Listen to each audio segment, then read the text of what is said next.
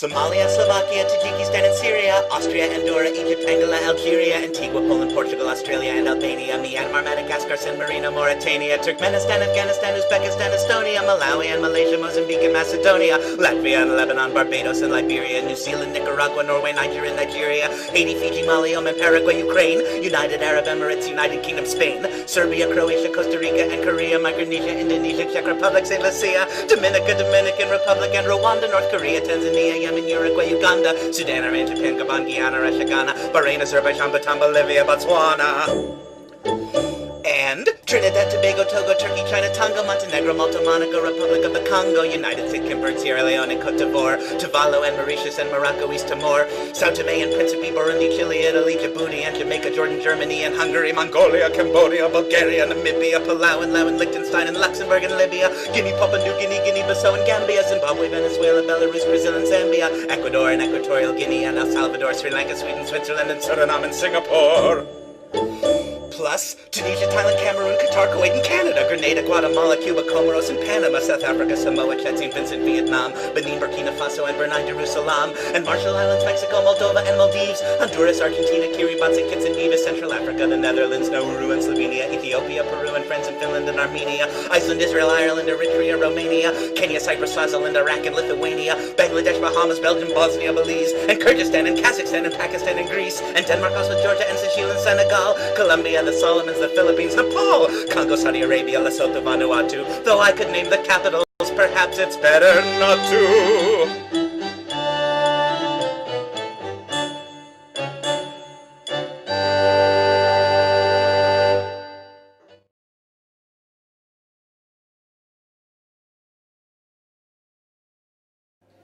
As we draw to the end of this virtual MUN hosted by the Martiniere College, Lucknow, I wish to use this opportunity as the Deputy Secretary General to express thanks on behalf of the Secretary General Abhiram Shukla and other members of the Secretariat to all the people who have contributed to making this virtual event as real as possible. My thanks go out to each member of staff led by our principal, Mr. McFarland. Addressing you all in the venerated chambers of this illustrious institution wouldn't have been possible if it weren't for the innovative genius of our principal and of our faculty advisor, Dr. Zeba Siddiqui. Ma'am Siddiqui has guided a generation of pupils in this college through the many formats of the MUN introduced in our college, the latest being in this virtual avatar. She has given each member of the Secretariat with autonomy to function, and I hope we have not let her down. Co-curricular activities in Martiniere are endorsed by each and every teacher and acquire a special place in our college. Therefore, there is indeed a separate department for co-curricular activities supervised by the coordinator for co-curricular activities, Mrs. Sheba Siddiqui. The staff are collectively happy to provide the opportunity for us as senior pupils of the college to conduct this event and are readily available for any guidance when needed. Events like these are not possible without the support, including the financial funding from our well-wishers and sponsors. The chief sponsor for L1 2020 is Crack Possible. It is a premier organization involved in the training of students for the Common Law Aptitude Test. Representatives may be contacted by our online for a premium service.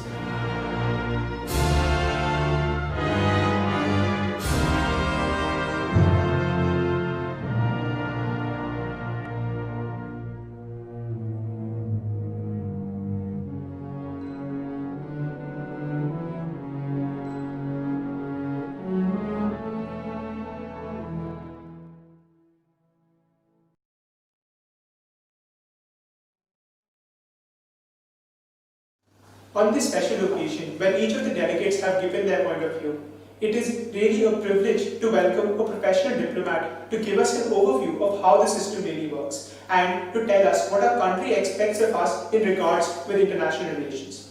It is therefore with great humility that I welcome His Excellency Honorable Mr. Saurabh Kumar, Ambassador of India to Myanmar, to give an address to the delegates of L1 2020 from Yangon. It is also a matter of great pride that Mr. Kumar is an alumnus of the Martiniere College, Lucknow. Principal Carlisle McFarland, teachers, students and delegates of the 2020 edition of La Martiniere Model United Nations.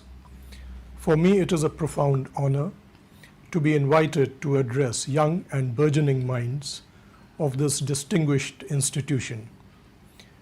La Martiniere College is my alma mater, where I not only studied for good 12 years from 1971 to 1982, but which was also my home since the last 8 years were spent in boarding.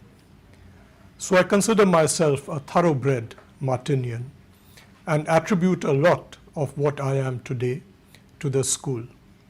It is with a deep sense of pride I see the school grow and touch greater heights, evolving into an even finer institution with better facilities and a lot more to offer. Let me congratulate the principal and his team for the same. I am confident that Mart will leave an equally indelible imprint on each one of you, giving you skills not only to face the challenges of life, but to prepare you as fine Indians and upright global citizens.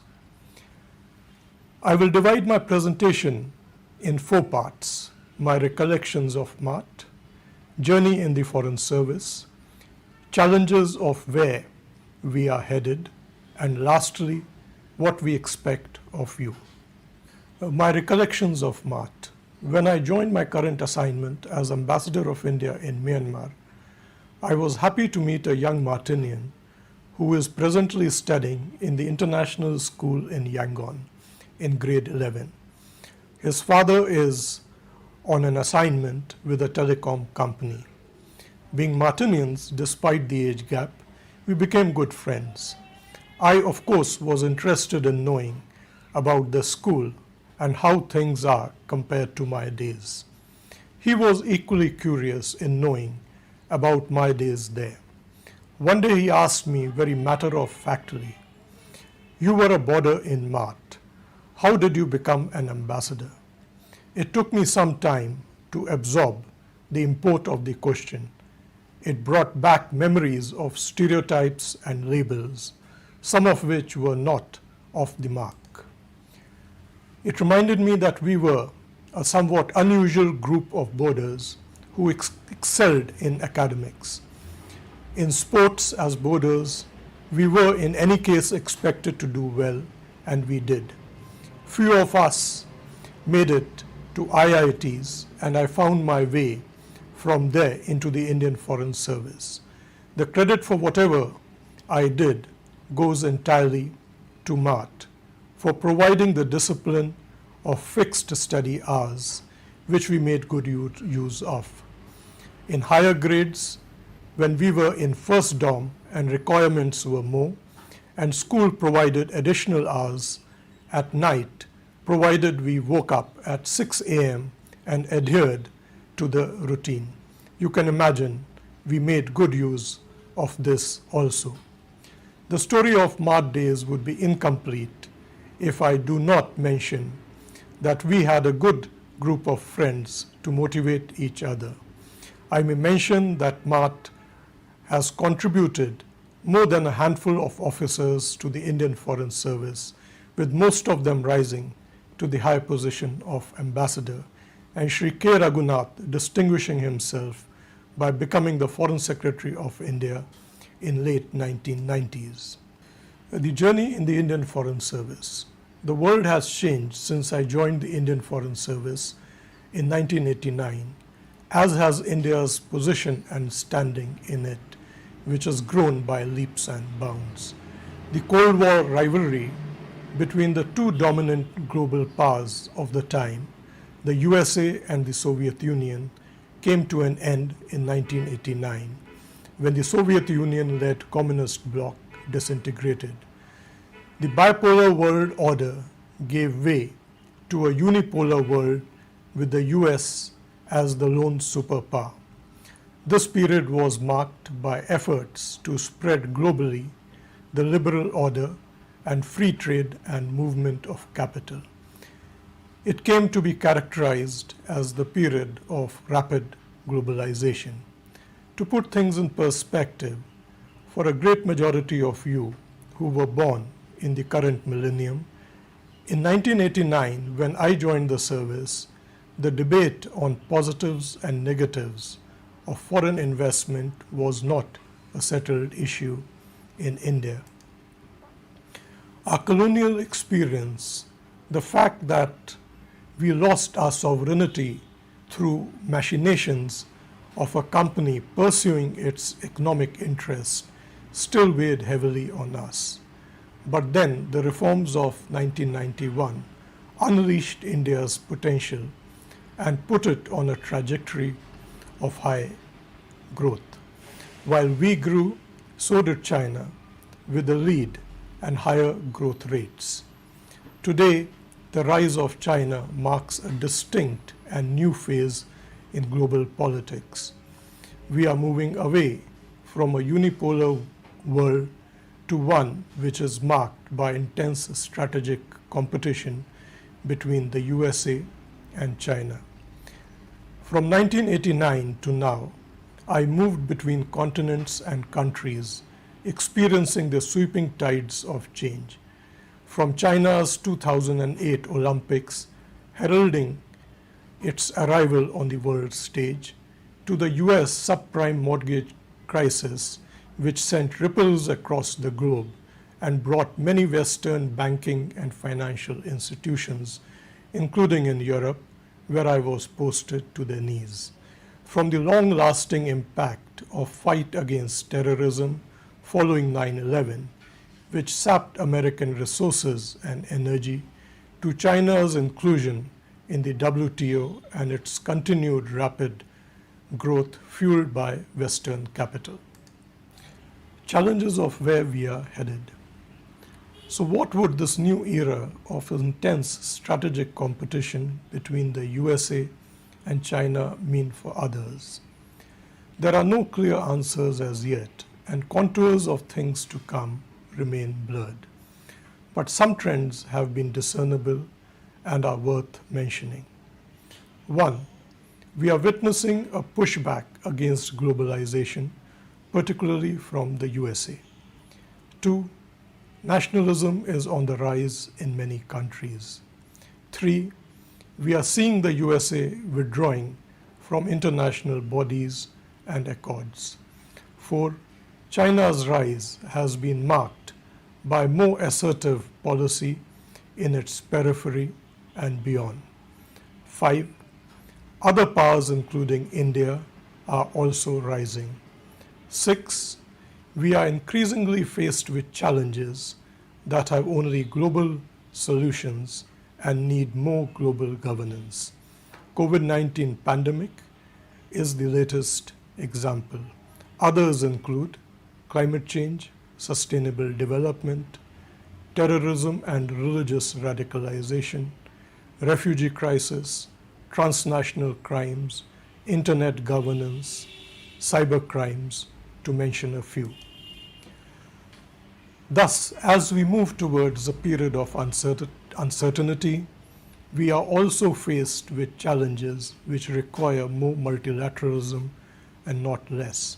We require more global governance and not less, and which require sounder and more effective global institutions rather than outdated and weak ones. Prime Minister, during his address to the high-level event to commemorate the 75th anniversary of the United Nations, recently said, and I quote, "We cannot fight today's challenges with outdated structures. For today's interconnected world, we need a reformed multilateralism that reflects today's realities, gives voice to all stakeholders, addresses contemporary challenges, and focuses on human welfare," unquote. The complexities that mark the modern world we live in, one which is interwoven with interdependencies, could mitigate some of the disruptive features of present global politics and provide space for more constructive engagement. That, of course, is our hope. Hope which our younger generation, with their greater skills and global outlook, could well transform into reality. What we expect of you. Let me begin on a personal note. My daughter once participated in a musical when she was very little. She was dressed as a butterfly and called out for the protection of environment. The lines of the musical stuck with her, making her little mind a little more conscious.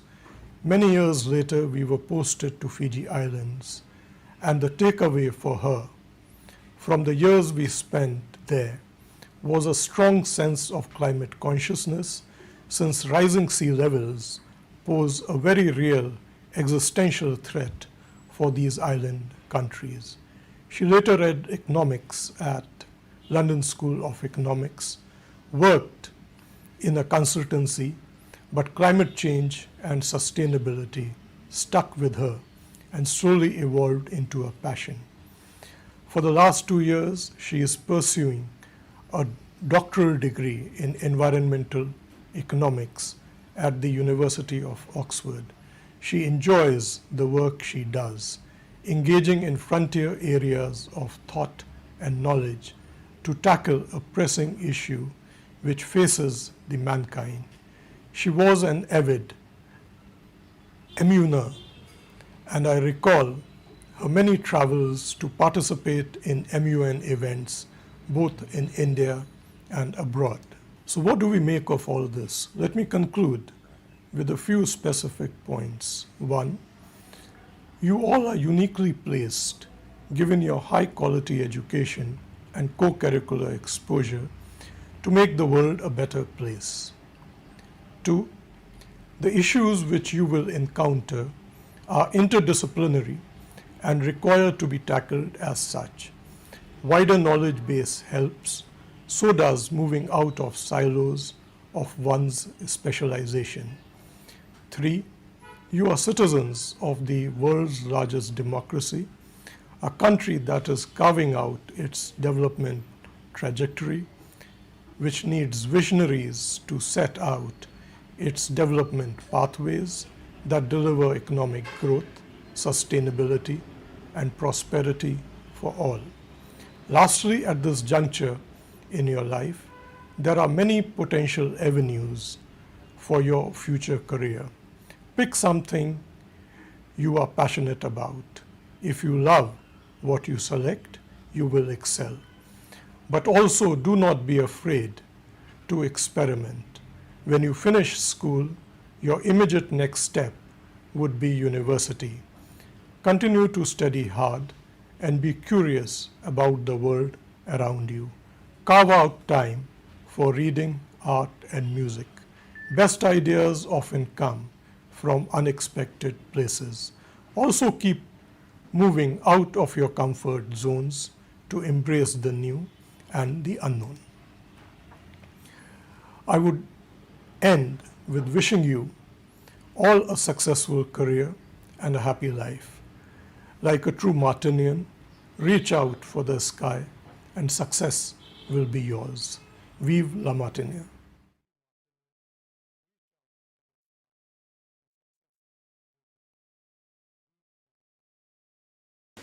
Ladies and gentlemen, I am sure that you will join me in thanking His Excellency Mr. Saurabh Kumar for the wonderful message that he has delivered to our boys. I find it so strange to refer to him as His Excellency, but as Ambassador of India to Myanmar, it is indeed the correct thing to do. To us, Saurabh is an alumnus, Saurabh is a junior, Saurabh is one of our very bright stars who have done so well for themselves. It is indeed most suitable that we have for our closing ceremony a member of the diplomatic service and a former pupil of this college to be able to address the entire gathering. It is not easy for delegates to meet up with ambassadors to countries. They just don't have the time. And we often feel that there are much greater national interests that have to be preserved rather than speaking to young people. But when it is an old boy of La Martiniere, it is but obvious that college plays a very, very high and important role in everything that the person does. and I personally am aware of the abiding interest that Mr. Kumar has for La Martiniere and his visits to this college whenever he is in the city. His words today have special significance because they come from a Martiniere, because they come from an Indian, because they come from a diplomat who represents our nation abroad. I am sure that each of you will have benefited from what he has said, as I have personally benefited as well. I wish him all the best, especially after a recent bout of illness, despite which he was able to reach out to us from Yangon, which at the moment seems so far away, but through this virtual platform seems almost in the next room. Thank you, Saurabh, for your message. Thank you for being with us. And the next time you are in Lucknow, I am sure we will meet and reminisce about this experience as well.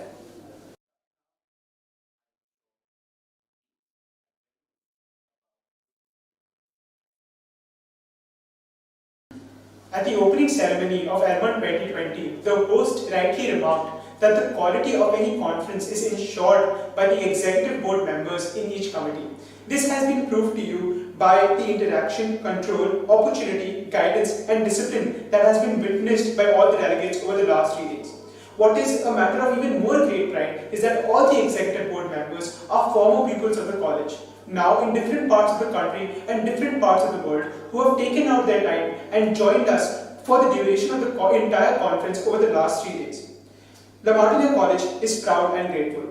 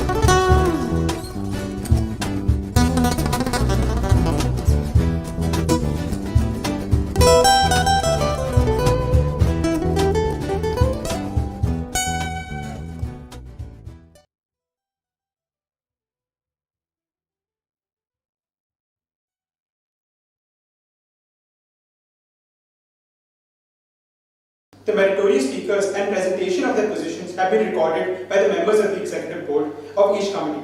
Following the practice, 4 forms of recognition have been recorded in ascending order: verbal mention, special mention, high commendation, and best delegate. The members of the executive committee have submitted to the patron and vice principal of the college the names of those delegates who have been selected for these honors. These are now announced and presented.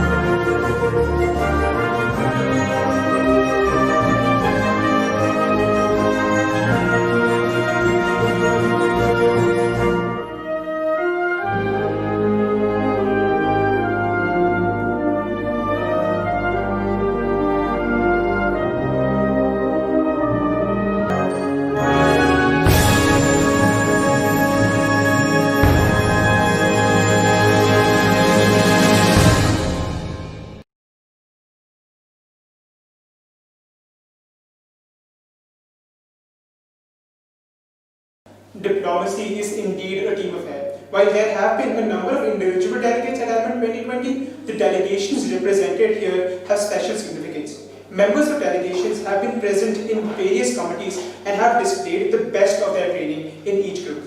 The Executive Board, upon consultation, has been proud to select the best delegation for the overall board.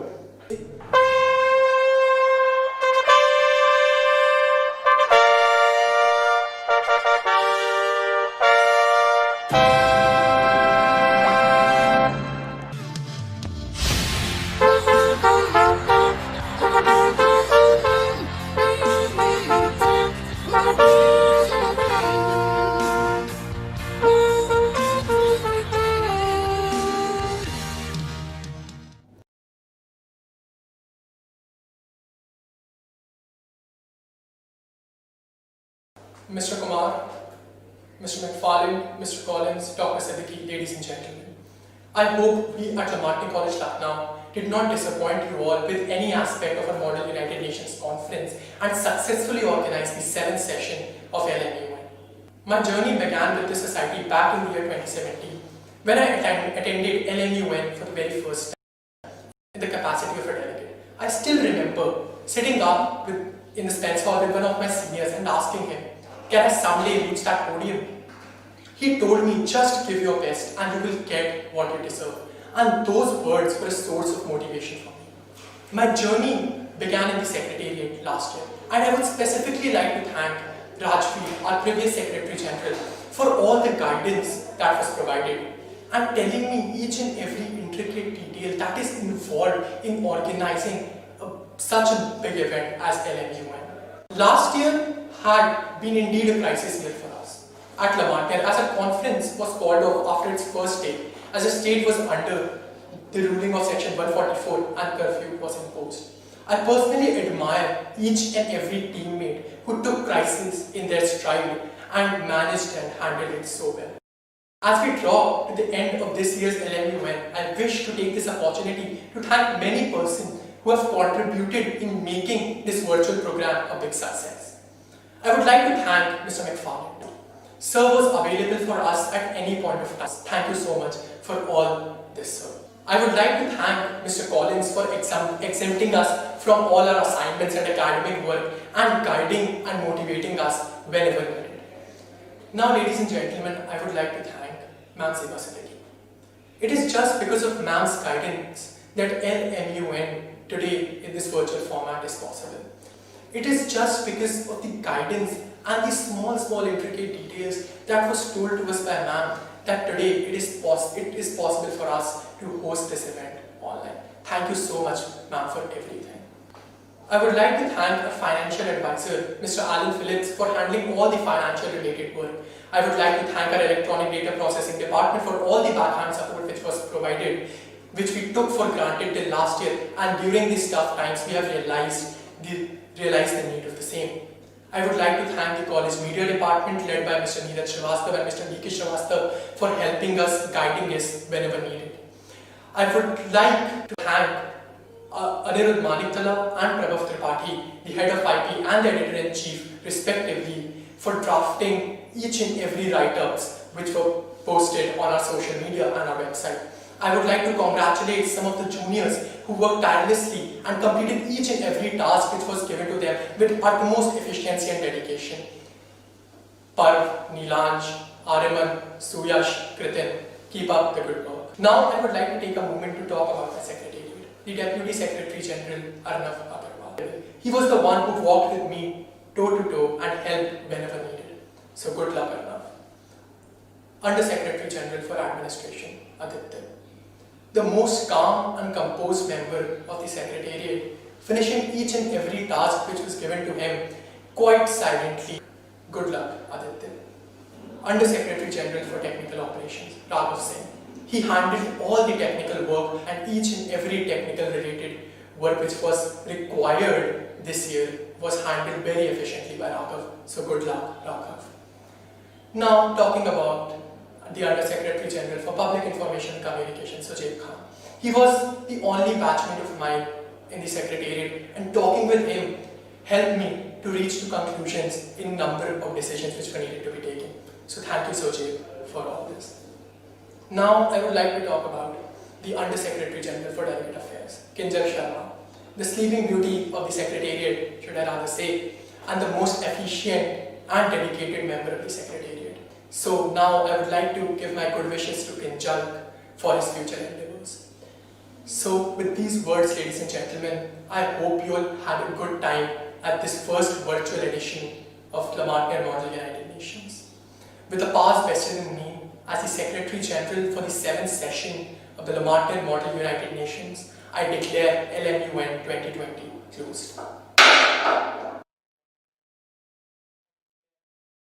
Despite the challenging situation that the world has faced and still continues to face, there is still resilience and there is hope that there will be better times. At the opening ceremony, you heard the college virtual choir sing that we'll meet again.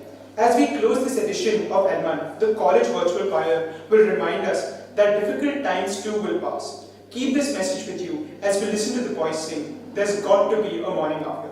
I thank you for being with us. Vive la Martiniere.